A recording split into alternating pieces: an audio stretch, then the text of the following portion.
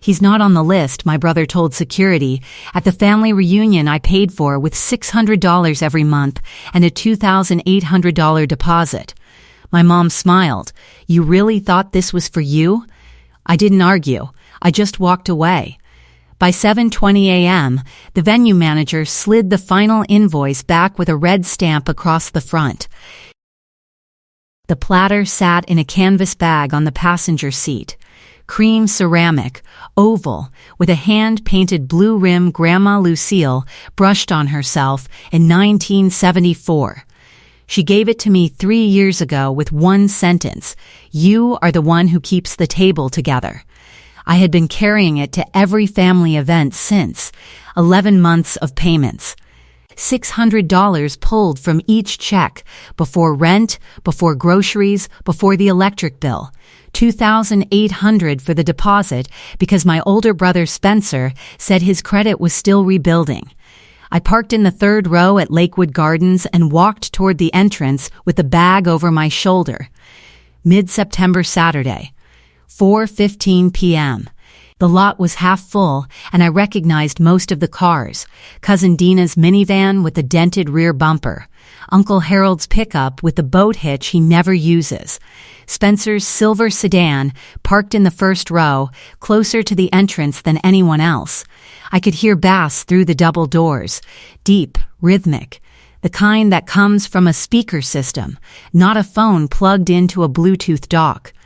And through the windows, white string lights, draped in loops across the ceiling. That was new. The original plan was overhead fluorescents and a buffet line. No DJ.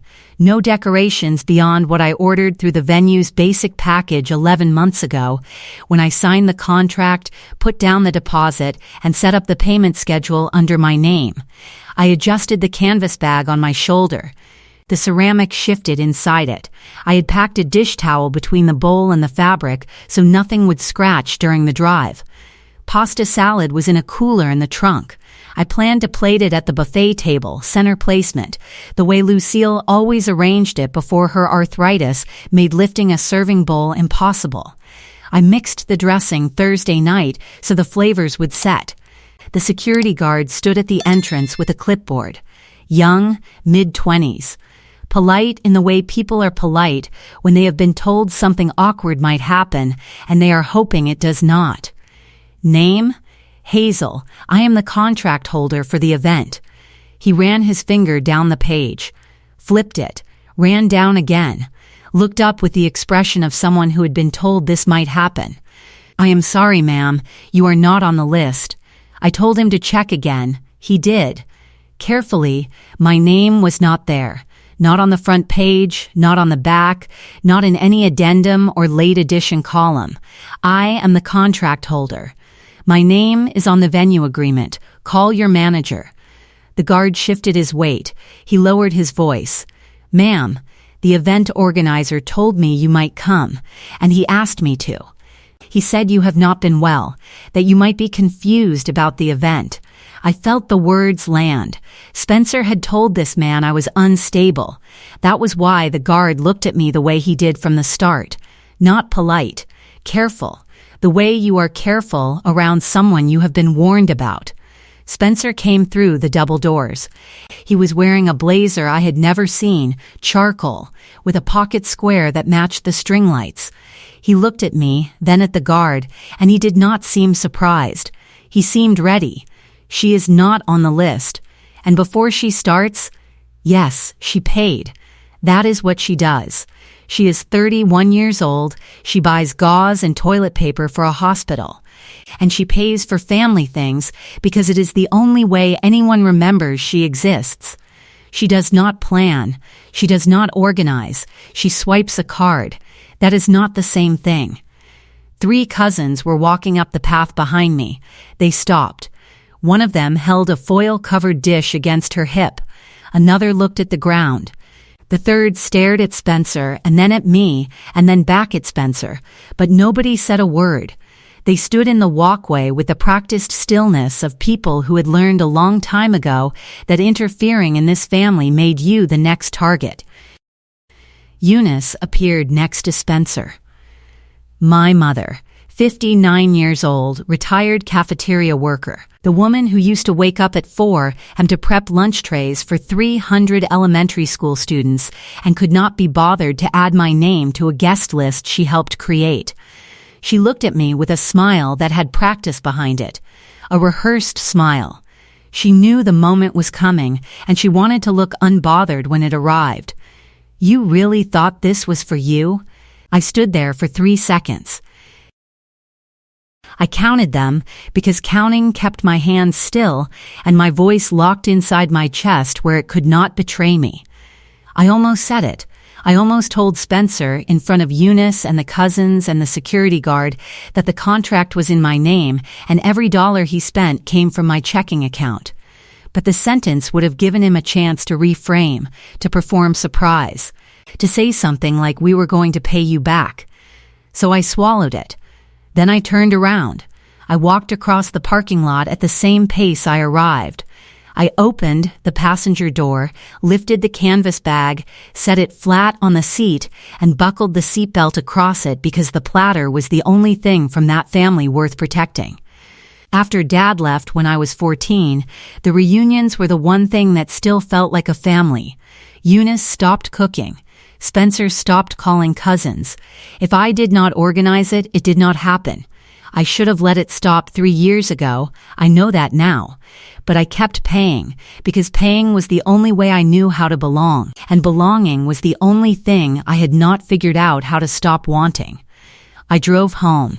The cooler was still in the trunk, the pasta salad riding behind me, and a car that smelled like the vinaigrette I use because Lucille said mayonnaise dressings do not hold up in September heat. No radio, no phone call to Monae, no tears, because tears require surprise, and what I felt was not surprise. What I felt was confirmation. The cold, specific weight of a thing I had suspected for years finally said out loud in front of witnesses who did not intervene. I parked in my assigned spot. I brought the cooler inside so the salad would not spoil and set it on the kitchen floor. Then I sat at my table for a long time, watching the microwave clock change without moving. Then I opened the filing cabinet next to the refrigerator. I work in procurement at a regional hospital, $49,000 a year. I review vendor contracts, purchase orders, and pricing agreements 30 times a week. I catch overbilling and unauthorized modifications for a living. When Spencer proposed the reunion fund 11 months ago, I treated it like every vendor relationship. I kept the receipts, the copies, and the original contract in a labeled folder behind my tax returns. 11 receipts, 1 deposit confirmation, 1 venue contract. I laid them across the kitchen table in order, left to right, oldest to newest. November through September.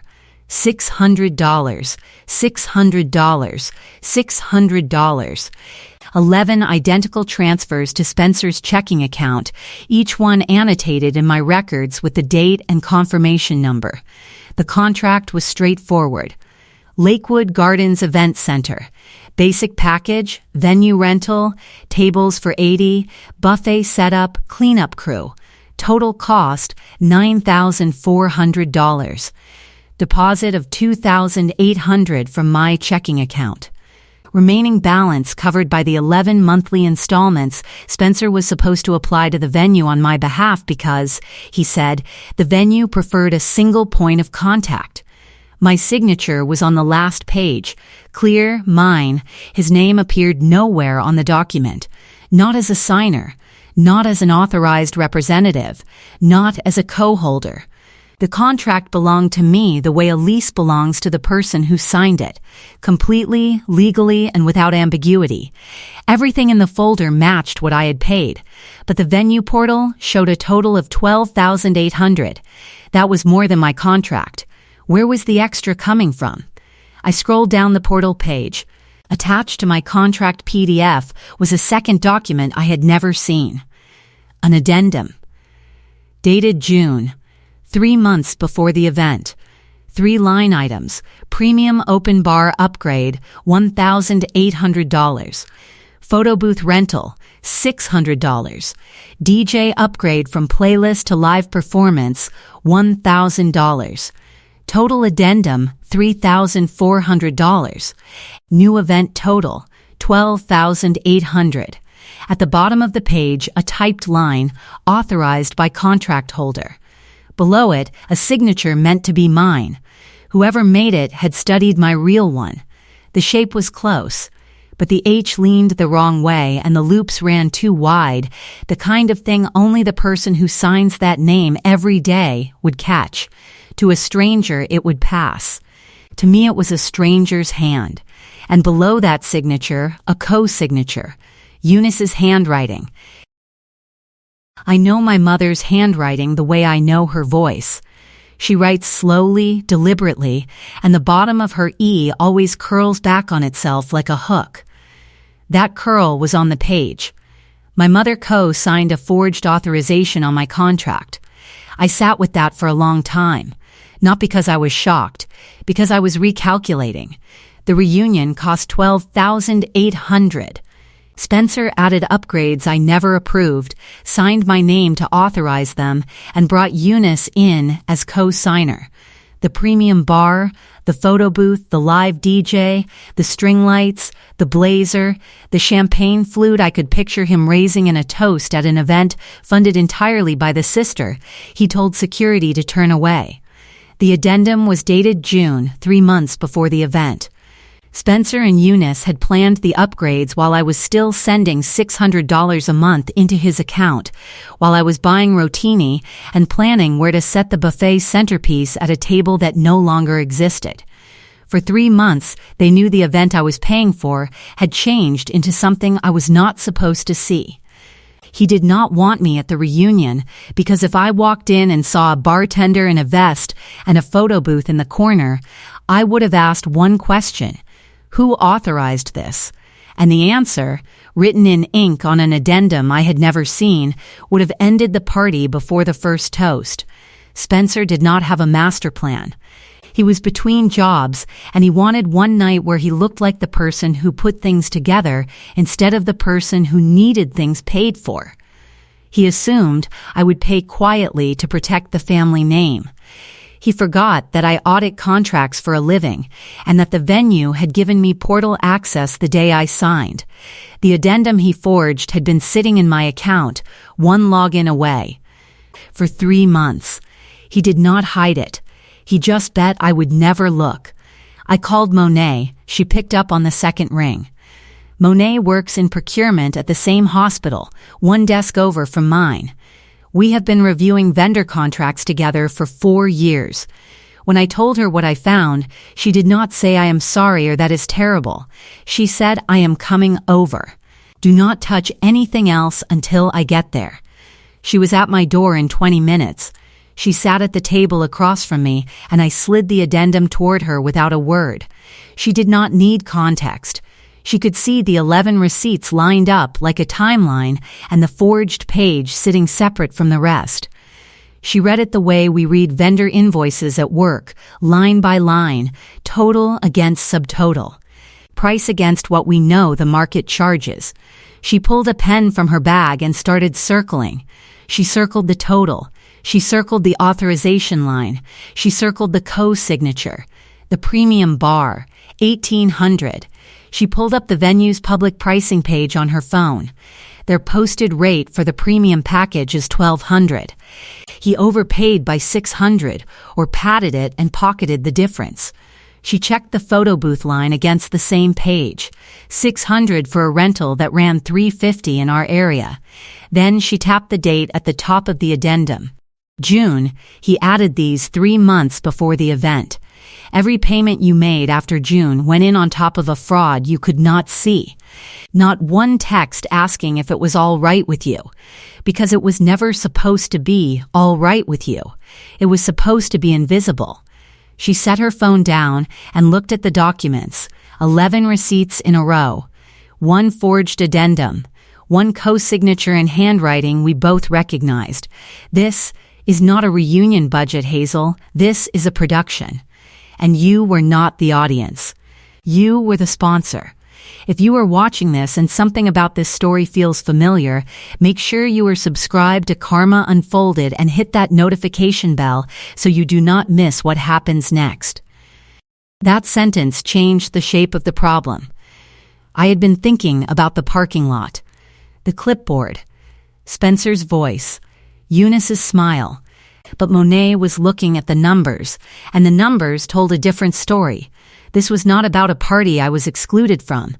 This was about a contract in my name, charges I never authorized, and a forged signature designed to make me pay for an event I was never supposed to attend. Saturday night, 9:40 p.m. I called the venue's automated billing line because I wanted to know exactly where I stood before deciding my next move. The system picked up after 2 rings. Account for Lakewood Gardens Event Center. Contract holder, Hazel. Outstanding balance, $3,400. Payment due within 7 business days of event date. I sat on the edge of my bed and pressed my back against the headboard. $3,400 under my name. Due in 7 business days.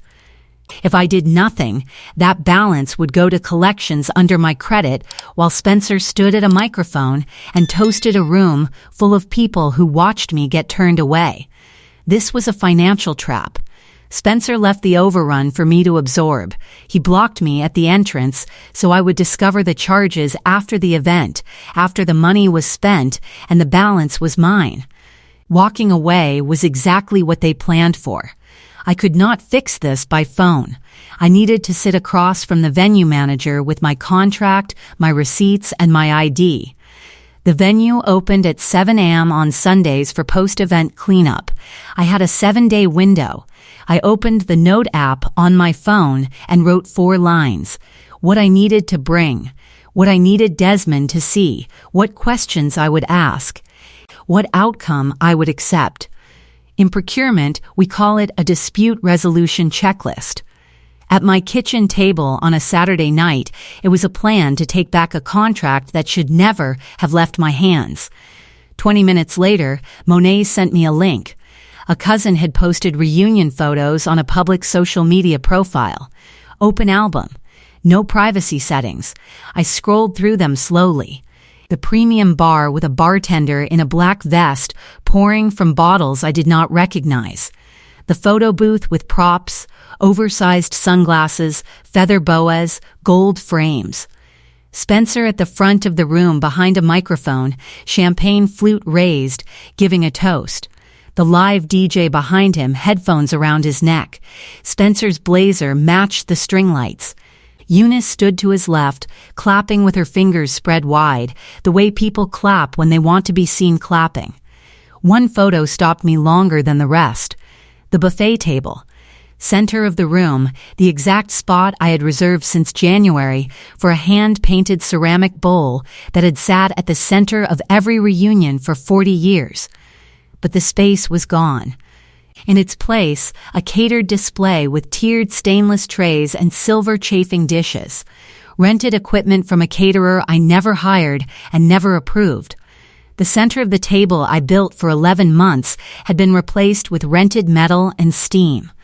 They replaced the table I built for 11 months with a table I was never meant to see. I set the phone down from Monae's text and picked it back up. I called Lucille. Not to complain, not to ask for sympathy, to tell her what happened the way she raised me to tell her things, with facts, in order, without editorializing. Grandma, I was not allowed in. Silence on the line. 5 full seconds. I could hear the wall clock in her living room ticking, the one with the pendulum that has not kept accurate time since 2009, but that she refuses to replace because Grandpa bought it. Who stopped you? Spencer and Mom. Silence. Then, Spencer stood up during the toast and told the whole room you had tested positive that morning, that you sent your regrets. I believed him. That is why nobody came looking for you. So, that was the story he sold the room. 40 people at tables I paid for believed I was homesick. Only the few who saw me at the door knew otherwise, and they were the ones who looked at their shoes and said nothing. He lied to the whole room, Grandma, and the ones who saw me get turned away let him. Your mother was there? She was standing next to him at the door. She smiled at me and said, "You really thought this was for you." Another silence, longer than the first. When Lucille goes quiet for that long, she is not processing, she is deciding. And the contract, the one you signed. There is an addendum I never authorized, $3,400 in charges. Someone forged my signature. Mom co-signed it. I heard her set something down. A cup, maybe, or her reading glasses. Bring me the papers tomorrow. She did not say she was sorry. She did not say she was angry. She asked for documentation. That is who Lucille is. 81 years old, retired, still the sharpest reader of a contract in the family, because her husband paid for 23 reunions out of his own pocket, and she balanced every one of those checkbooks by hand. Sunday morning, 7:20 a.m. I pulled into the Lakewood Gardens lot for the second time in 16 hours. Yesterday I came with a canvas bag and a grandmother's heirloom and 11 months of hope. Today I came with a manila folder and the clarity that comes from spending a night with paperwork instead of sleep. The lot was mostly empty. Through the glass lobby doors I could see workers folding chairs and a floor buffer making slow passes across the parquet. The lobby smelled like industrial cleaner and the faint residue of last night's open bar. I walked in with the folder. Inside, the original contract, 11 payment receipts organized by date with confirmation numbers highlighted, my state-issued ID, and a printed copy of the addendum with Eunice's co-signature circled in red pen. Desmond, the general manager, was in his office with the door open. 46. Tall reading glasses pushed up on his head. He looked up when I knocked on the doorframe. "I am the contract holder for last night's event. I need to review the account." "Which event?" He reached for a scheduling binder. "The reunion in Lakewood C Basic Package. I signed the contract last November, and I have been paying it down for 11 months. Someone added upgrades to it without my authorization, and I need to dispute them." He did not hesitate. He pulled the event file from a cabinet behind his desk and placed it open between us. 2 stacks of paper. The original contract on the left. The addendum on the right. You signed the original last November. Your deposit, your name, your payment schedule. He was reading from the file, confirming, not remembering. November 8th. I set my folder next to his. My copy of the contract.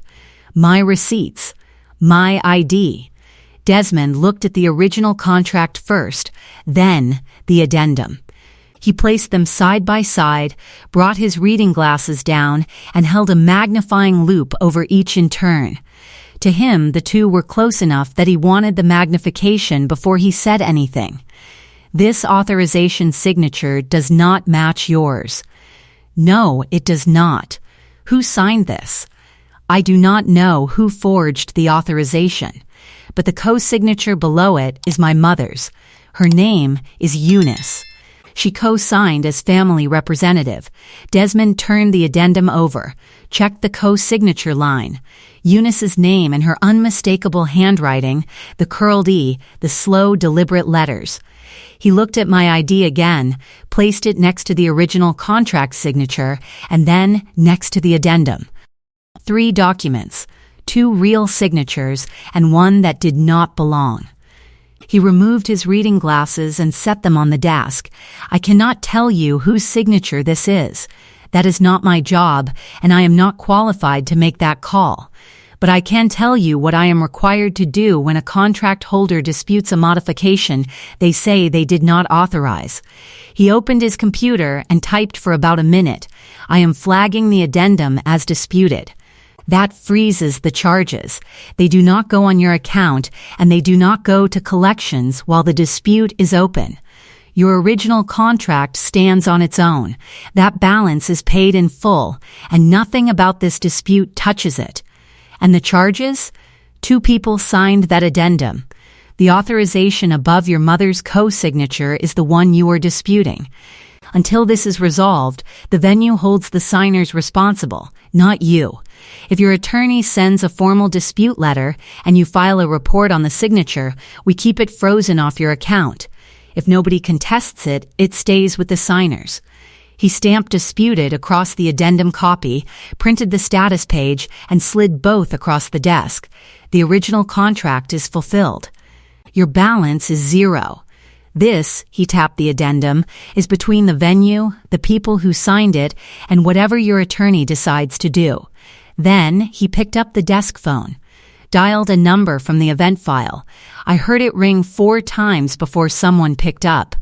Mr. Spencer? This is Desmond at Lakewood Gardens. One of our staff found a wallet near the bar from last night. The ID has your name. We need you to pick it up before we lock up. Thank you. He hung up and set the phone down. There is no wallet. But if I tell a man his contract charges are frozen and under dispute, he will not come. If I tell him I have his wallet, he will be here in 30 minutes. I did not leave.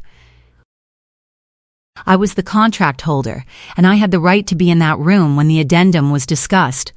Desmond did not ask me to go. Would you like to wait? He asked. He said he would be here within the hour. I will wait. He offered me a paper cup of water from the cooler in the hall. I accepted it.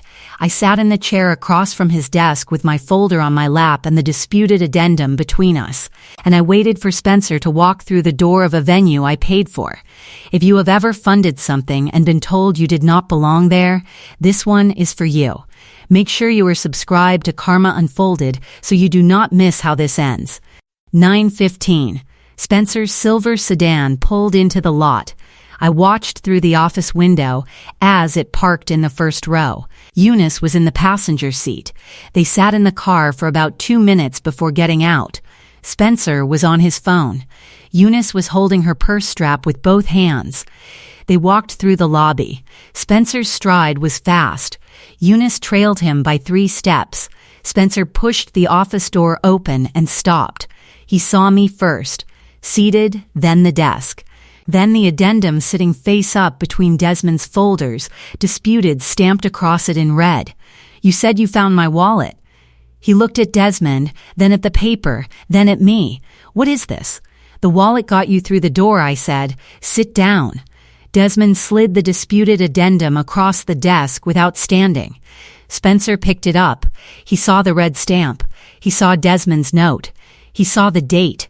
His face changed. Not anger. Recognition. The expression of someone who realizes the receipt came back.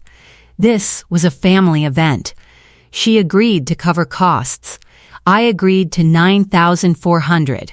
I kept my voice at the level I use in vendor disputes at work, steady, factual, and low enough that the other person has to stop talking to hear me. You added the upgrades I never saw, signed my name to an addendum I never read, and blocked me at the door so I would not find out until the bill came. Spencer set the paper down. His fingers stayed on the edge of it like he was deciding whether to crumple it or slide it back. Eunice spoke from the doorway. She had not come all the way into the office. It was for the family. Everything was for the family. You co-signed the addendum, Mom. I turned to face her. Your handwriting. Your name. You authorized charges on my contract that I never saw, and then you stood in that parking lot and smiled at me. Eunice opened her mouth, closed it, looked at Spencer the way she always looks at Spencer when she needs him to say the next line. Spencer tried again. The upgrades were for the reunion. Everyone benefited. Everyone had a good time. You had a good time, Spencer. You stood behind a microphone with a champagne flute and toasted a room full of people while the contract holder stood in the parking lot talking to a security guard. Silence. Desmond turned a receipt over in his folder and set it flat. Eunice stepped into the office. 1 step. Hazel, this is not the place for this. This is exactly the place for this. This is where the contract lives. This is where the addendum was signed. And this is where the manager froze it. Because the signature on it is not mine. Spencer's jaw shifted. He looked at Desmond. Can we discuss this privately? This is a family matter. Desmond shook his head once. The contract holder has the right to be present during any account review. Ms. Hazel is the contract holder. I am the one who organized the event. You organized it, I said. You did not pay for it. You did not sign the contract, and you did not have authorization to modify it. Spencer turned back to me. He was looking for the version of this where he came out reasonable. There was no version. Not with the forged signature on the desk between us. Eunice tried one more time from behind him. Spencer was just trying to make it nice for everyone. He wanted the family to have something special. Then he should have paid for it himself. Or asked me. He did not ask because he knew I would say no. So he forged my name and told security to keep me out. You told security I was not on the list. I kept my voice level. You called me a card swipe. You spent 11 months cashing my checks and 3 months hiding your upgrades. I carried Grandma's platter across that parking lot to set it on a table you had already replaced, and you told a room full of family I was homesick so nobody would ask where I went. Spencer opened his mouth. I did not let him take it. You put my name on the contract and took it off the guest list. I just reversed it. The room held still. Desmond turned a page in his folder. Eunice's grip on her purse strap tightened until her knuckles whitened. Spencer reached for the chair next to mine and pulled it away from the desk. His hand stayed on the back of it, but he did not sit. He stood there holding the chair like he had forgotten what chairs were for. His voice dropped to something below a whisper mid-sentence, a sound that lost its shape before it left his mouth. And it did not come back. His chin tilted up. His eyes went to the ceiling and stayed there, fixed on a spot above the light fixture, because the ceiling was the only surface in that room that was not looking back at him. Fine, the word came out hollow and thin. I am sorry. We will pay you back over time. Just do not bring Grandma into this. She called me this morning. She already knows. I picked up my folder. I stood. The addendum has your name and Mom's on it, not mine. My attorney will contact you about the rest. We are done. I walked out through the lobby. The crew had finished with the chairs and moved to wiping down the bar top.